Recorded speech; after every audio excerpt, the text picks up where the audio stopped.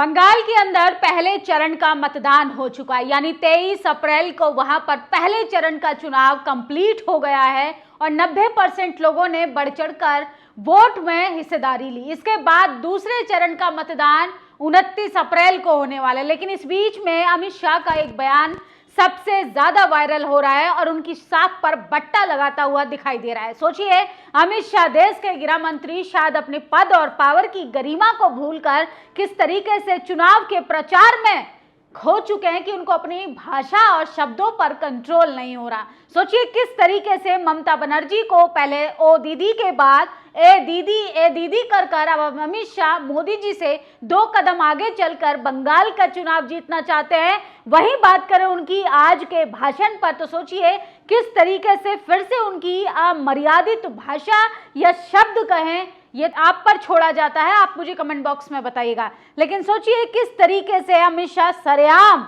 एक रैली को संबोधित करते हुए कह रहे हैं कि आज पहले चरण का मतदान हुआ है, दीदी के गुंडे घर से बाहर नहीं निकले। मैं गुंडों को बोलता हूं दूसरे फेज में बाहर मत आना, वरना उल्टा लटका कर सीधा कर दूंगा। ये भाषा हमारे देश के गृह मंत्री जी की है, जो चुनाव का प्रचार प्रसार कर कर किस तरीके से धोस दिखा रहे हैं और कैसे धमकी दे रहे हैं सरेआम। और सोचिए अलकलामा इस पर पलटवार कर कर लिखती है, ये भाषा देश के गृह मंत्री की है, निंदनीय है। ये दूसरों के भाषा के संयम और सीमाओं में रहने की उम्मीद करते हैं। थोड़ी तो पद की गरिमा रखी होती, तभी कहती हूँ इन संघियों भाजपाई के मुंह से नारी शक्ति बंधन जैसे शब्द जो हैं वो खोखले और जुमले दिखाई देते हैं। तो सोचिए किस तरीके से ये एक महिला चीफ मिनिस्टर को धमकी दे रहे हैं सरेआम। पिछले चुनाव की बात करें तो सोचिए प्रधानमंत्री कह रहे थे दीदी ओ दीदी करके, ऐसे अपमानजनक शब्दों का इस्तेमाल कर रहे थे मंचों से, और अब तो गृह मंत्री जो है वो सरेआम धमकी देते हुए दिखाई दे रहे हैं।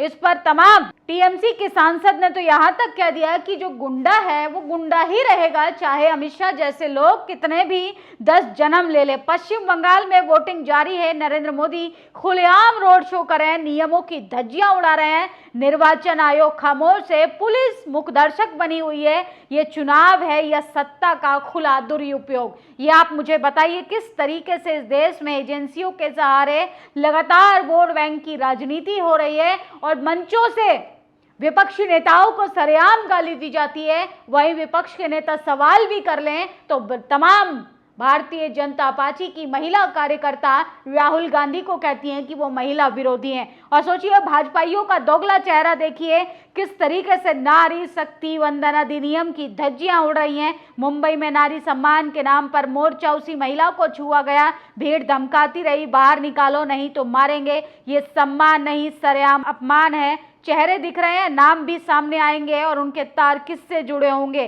तो महिला किस तरीके से ट्रैफिक को वहां से हटने के लिए कहती है और उल्टा उसी को धमकाकर डराया जा रहा है, धमकाया जा रहा है। तो ये है बीजेपी का महिला सम्मान जो कहीं ना कहीं खोखला साबित होता हुआ दिखाई दे रहा है। वहीं बीजेपी के नेताओं के साथ किस तरीके से मछली पर राजनीति हो रही है। सोचिए मंगलसूत्र मुजरा मटन से लेके अब मछली पर राजनीति करती भारतीय जनता पार्टी कह रही है कि गाय की तरह भी मछली भी 2 प्रकार की होती है। बंगाल वाली जो मछली है वो शाकाहारी मछली है। ये अनुराग ठाकुर कह रहे हैं जो भारतीय जनता पार्टी के केंद्र मंत्री हैं। तो सोचिए वो दिन दूर नहीं जो ये मटन को भी कहेंगे कि वो भी शाकाहारी। बीजेपी के मनुवादी नेता शाकाहारी मछली और शाकाहारी चिकन खाते हैं, उनका नॉनवेज से कोई ताल्लुक नहीं, क्योंकि मामला चुनाव जीतने का है। तो जहां जहां चुनाव जीतने का काम होगा वहां पर ये अपनी ही कथनी करनी पर शर्मिंदा होने के बजाय उसको सही साबित करने में लगे रहते हैं। वहीं बात करें हिंदी पट्टी बेल्ट की तो सोचिए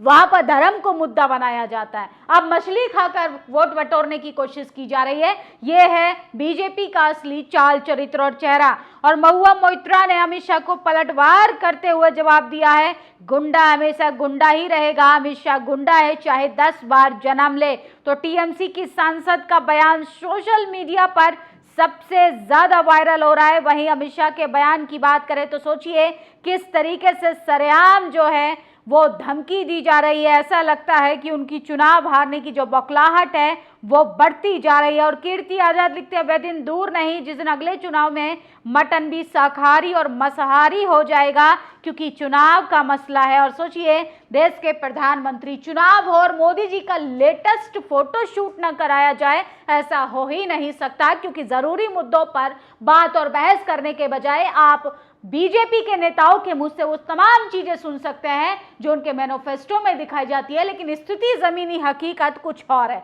महिला सम्मान की बात करेंगे, वो खोखला निकला।